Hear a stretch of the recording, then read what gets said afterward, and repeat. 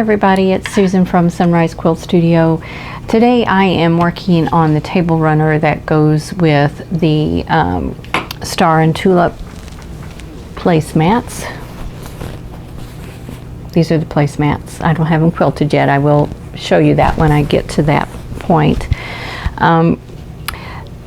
The instructions for this set had all of the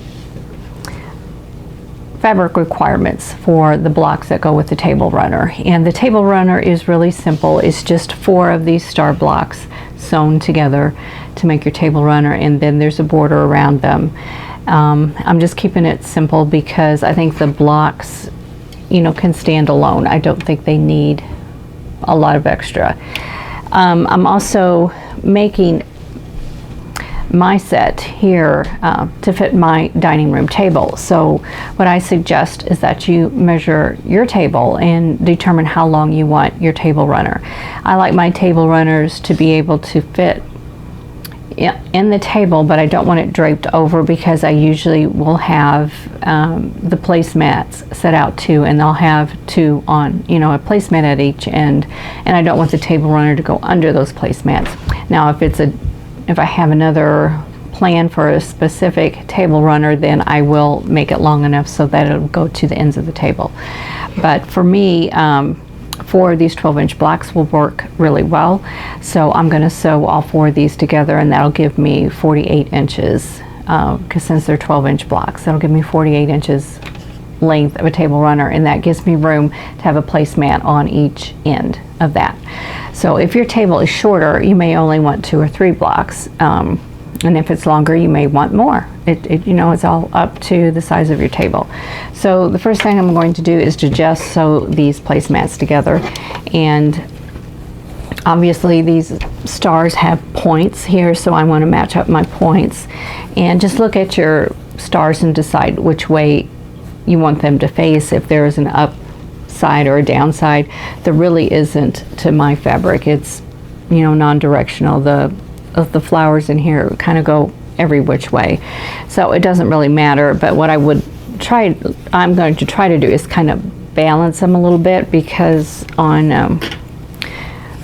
this square here, you can see there's more flowers down here than up here. So if I have a block next to it that's the same way, I may flip that block like this direction so that it's not flower heavy on one side, because that may look a little strange, if anybody is looking that closely at your table runner. But that's the only thing I'm going to consider here. So this one is a little heavy on one side. This one is pretty, there's 2 flowers down here, and there's one there, one there, one there, so it's not too bad. But I'm just going to sew these together. I'm going to watch my points. I'm going to match them up, and I'm going to do it the way I normally do. I put a pin through the point on one side, and you can usually tell that because your stitching will cross, so you'll be able to see it there. Now if you can't see it because of the way you've pressed your seams, you just have to keep poking until you get it in the right spot, and that's kind of what I have here. My seams are pressed open, and so this is covering the point, so it's harder to see. But when I go through this one, I'm going through the right side so I can see that point, and this works pretty well. Now, there are times when the fabric will shift on me while I'm stitching it, and then I might have a problem and it doesn't line up exactly, but it's not too bad. Now another thing to look at, what I have here is I have this seam is going this direction, and so is this seam here, so they're not nesting, and I really can't turn it and make it fit better because I pressed every single block the same way. All of the flying geese are pressed out, so that's not going to help me. So I'm just going to have to do my best, and hopefully the fabric won't shift. But that's my goal, is to match up my seams and my points, and hopefully have a nice outcome.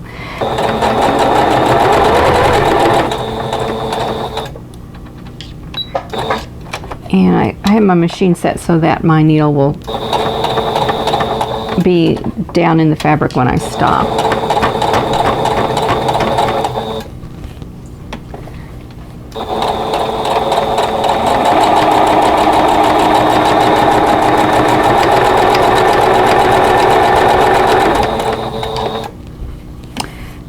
Okay. There's another point here. Now when I get to these seams where they're stacked on top of each other, I'm going through 6 layers of fabric, so that needs a little encouraging sometimes. But it usually goes through pretty easy. I just basically just kind of slow down when I get to that point. And you can sew these together any way you want. You know, sew 2 together and then sew the sets of 2 together, or just sew them one right after the other. I'm going to sew 2 sets together.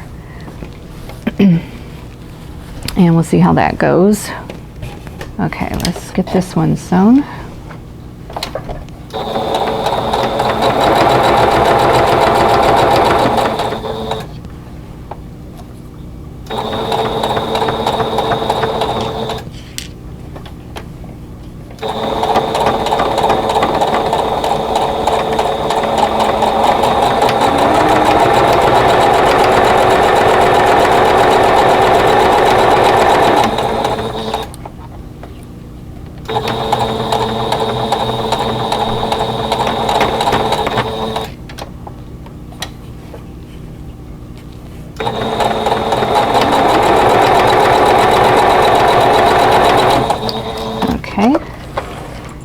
And then we're going to sew the 2 sets together.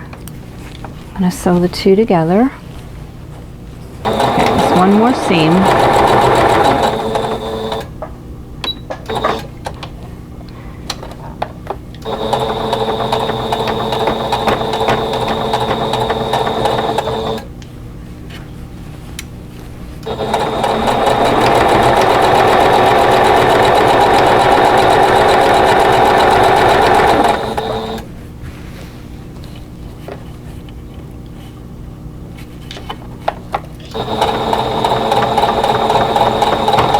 Watching those points.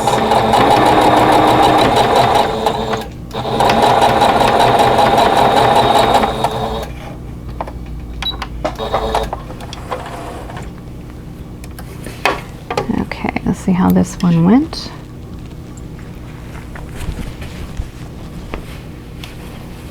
And these look pretty good too, so I'm real happy with that. Okay, now I'm going to press these seams, and you can press them to one side or you can press them open, whatever you want to do. My criteria for whether or not I press the seams open is whether I'm wanting to stitch in the ditch. Now if I want to stitch in the ditch in that seam, you have to press it to one side or the other, because otherwise you don't have a ditch. What you would be doing is stitching you down your sewing machine, and that could cut threads and cause you problems. So I'm not going to be stitching in the ditch down here, so I think I'm going to press these open because of the amount of fabric that is here, and that's I think that would be better if it was just kind of spread out a little bit instead of all layered one on top of the other. So I'm going to go ahead and press these open, and then I'll show you what I'm doing with the borders. Now I cut this by the width of the fabric, and my table runner is 48.5 inches, and I suggest that when you make your table runner to go ahead and measure that to make sure you've got you've cut the right pieces for your borders. And I cut these 3.5 inches wide. Now I'm going to have to piece these together because this is cut by the width of the fabric, and my fabric is 44 inches, so I'm short just about 4 inches. So I've got 2 strips that I'm going to sew those together with a miter. I'm going to line these borders up at a right angle to make my miter, and on this one I drew a line with this square ruler. It has a 45-degree line on it, and so I was able to get my miter on that. And I'm just going to line these up so that I can keep that miter as I am sewing these together.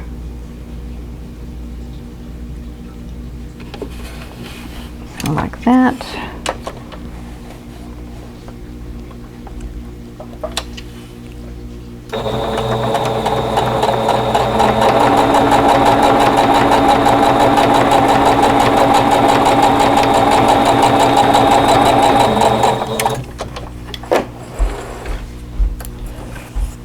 And just trim my threads.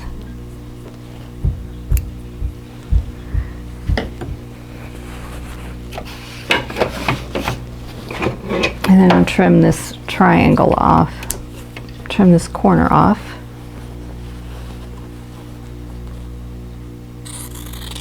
And leave a 1/4 inch seam allowance. And then I'm going to trim the little dog ears off. And I have a stack of these pieces I'm trimming off. I just stack them up over here. Okay, now I just need to press this open, and now I have a long piece. Now I'm going to cut this down to 48.5 inches, and I don't want this miter to be right on the very edge. I want it to be closer to the middle. I don't want it exactly in the middle, but I don't want it on the edge either. So I'm going to cut this piece on both ends instead of just cutting it off. Like I only need about 4 inches extra. I'm not off very far, maybe 6 inches. So I'm going to cut that, and then I'm going to attach it to one side, and I'll do the same thing with another piece. And so I'll make 2 borders the same size, and then I'm going to sew them to the top and the bottom of this table runner.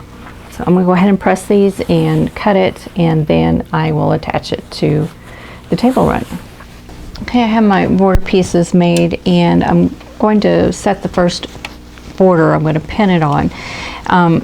What I did is I went and I marked it into 4ths. So I have a pin in the center and then halfway down from each end. Now, since there are 4 blocks in here, this is easy. I'm just going to pin it where these blocks are sewn together, and that's my quarter marks. So I'm going to go ahead and pin that in those places, and then continue pinning so it's on there secure. And my goal is, if there is any fullness anywhere, I'll be able to adjust for that. Now I've got it pinned in 3 places, and I'm going to pin it at each end, and then check for fullness. If there's any fullness between the pins, then I can adjust it within the pins and within that section, and that way I don't have a whole lot of fullness like on one end or the other. This is all lining up really well. I'm not having any problems with fullness in here, so that's good. I don't have to worry about that, at least so far. And if you do find you have a little bit more fullness on either your table runner, the block side, or in your border, just put that end with the fullness down, and your feed dogs will help take up any of that extra fullness you may have. I have a little bit here, not a whole lot, just a little, but I'm just going to add some extra pins, and a lot of times that will help take care of things. Just adding the pins in there that you need, it keeps the fabric from stretching.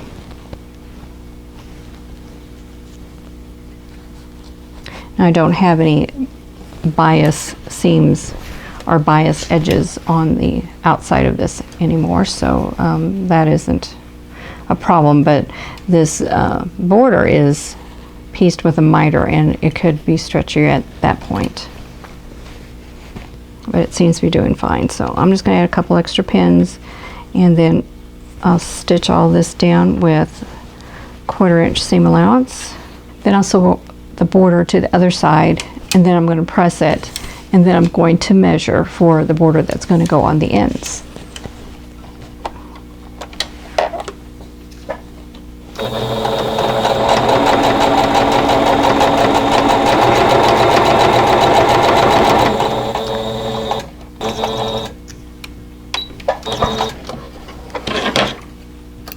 Okay, now I'm I'm just going to do the same thing with the other border. Well, my table runner has the top of the bottom borders on it, and now I'm working on the side borders. And I went ahead and measured these, and they're 18.5 inches long. So I went ahead and cut 2 border pieces that are 18.5 inches, and I'm going to pin those on, and I'm going to do it the same way that I did with the side borders, only I just need a pin in the center, and I don't need to quarter this because it's not that large of a piece. So I'm just going to go ahead and pin this in the center, and find the center by folding this in half, because this will be in the middle of the flying geese, so there's no seam there to give me a big clue as to where the center is. So I'm going to go ahead and put a pin in there and pin these together, right sides together.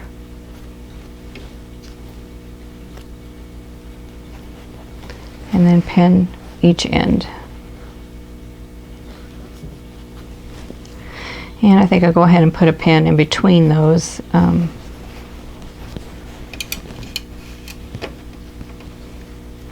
Just to give it a little more security. Right, here is one end.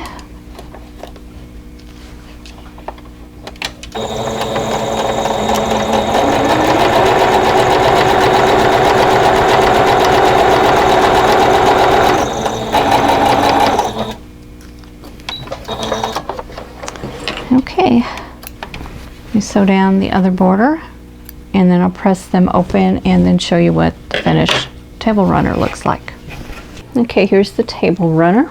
I have it all finished, and I'm pretty happy with that. There's no applique on this one, it's just the 4-star blocks, and they're just pieced side by side. And then the outer border is a 3-inch border. So overall, this makes a 54.5 by 18.5 inch table runner. So I'm pretty happy with it.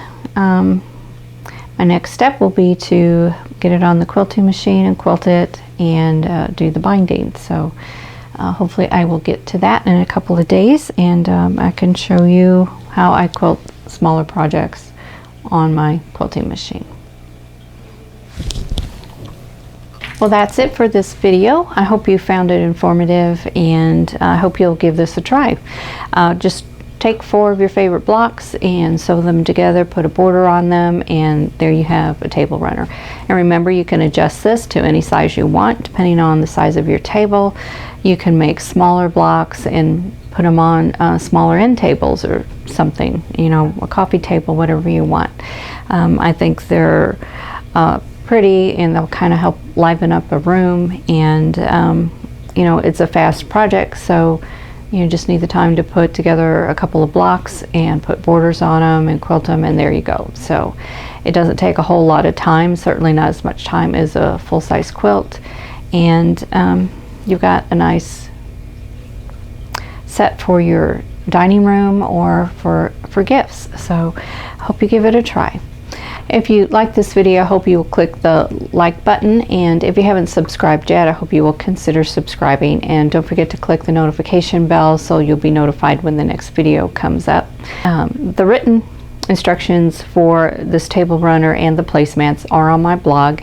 You can also find me on Instagram at Sunrise Quilt Studio, and I hope you're all doing well. I hope you are staying safe and staying healthy, and I'll see you in the next video. Thanks for watching.